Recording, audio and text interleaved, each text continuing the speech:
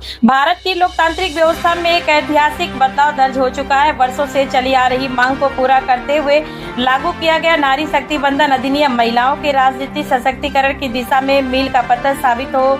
यह केवल एक कानून नहीं बल्कि देश की आधी आबादी को उनके अधिकार और सम्मान दिलाने का सशक्त माध्यम बनकर उभरा है। इस अधिनियम के तहत लोकसभा और राज्य विधानसभाओं ने महिलाओं के लिए 33% आरक्षण सुनिश्चित किया गया है। लंबे समय से जिस अधिकार का इंतजार था वह अब हकीकत बन चुका है। इससे महिलाओं को सीधे तौर पर नीति निर्माण और निर्णय प्रक्रिया में भागीदारी बढ़ेगी, जो लोकतंत्र को अधिक मजबूत बनाएगी। संसद में इस विधेयक को अभूतपूर्व समर्थन मिला। लोकसभा में भारी मतों से पारित होने के बाद राज्यसभा में इसे सर्वसम्मति से मंजूरी दी गई, जो इस बात का प्रमाण है कि महिला सशक्तिकरण के मुद्दे पर राजनीतिक दलों के बीच व्यापक सहमति है। केंद्र सरकार द्वारा बीते वर्षों में महिलाओं के उत्थान के लिए कई महत्वपूर्ण योजना चलाई गई है। उज्ज्वला योजना के तहत करोड़ों महिलाओं को धुएं से मुक्ति दिलाने के लिए गैस कनेक्शन उपलब्ध कराए गए। प्रधानमंत्री आवास योजना में महिलाओं को घर घर मालिकाना हक देकर उन्हें आर्थिक और सामाजिक मजबूती दी गई है। 3 तलाक कानून के जरिए मुस्लिम महिलाओं को न्याय और सम्मान दिलाने की दिशा में बड़ा कदम उठाया गया। इन पहले से महिलाओं के जीवन में व्यापक बदलाव लाने का काम किया।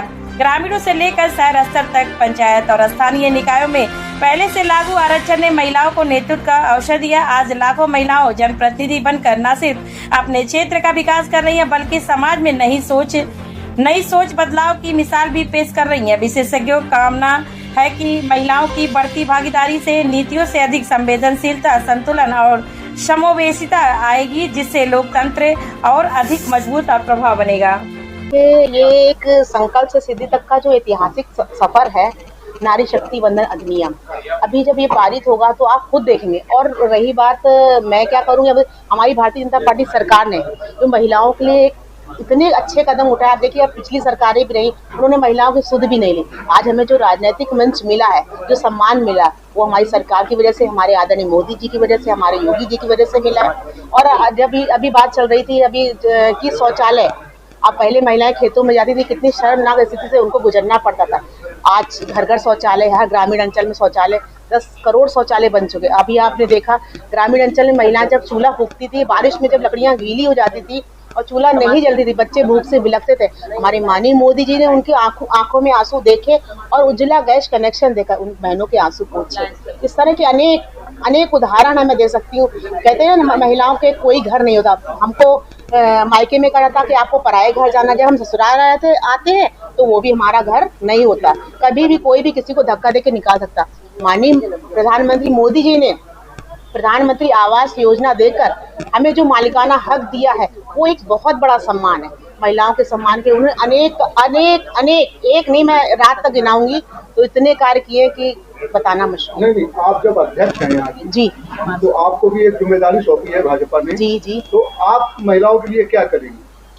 अभी तो हमारा संगठन का कार्य है, और जो योगी जी की योजनाएं और मोदी जी की योजनाएं चल रही है, हम लोग उनको घर घर ले जा रहे हैं। और जो पात्र हैं, हम उनका फॉर्म भरा के ऑनलाइन रजिस्ट्रेशन करके, इस सामूहिक विवाह योजना है, मुख्यमंत्री की बहुत ही सुंदर योजना है, जिसमें निर्धन बेटी की विवाह होता है। जो उसके पात्र हैं, अपनी बेटी का विवाह किसी कारणवश नहीं कर पा रहे, हम लोग उनका रजिस्ट्रेशन कराते हैं और उनका सामूहिक विवाह कराते हैं। उसमें 60,000 रुपए की धनराशि उनके खाते में आती है और 40,000 का सामान मिलता है।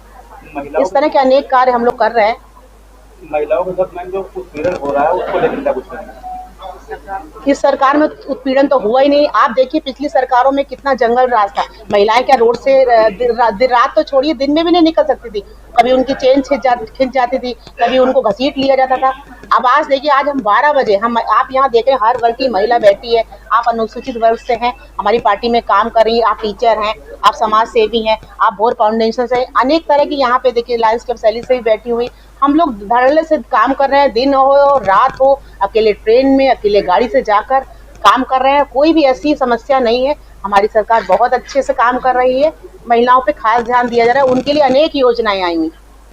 आजकल के दौर में बेटी को पराया धन क्यों माना जाता है?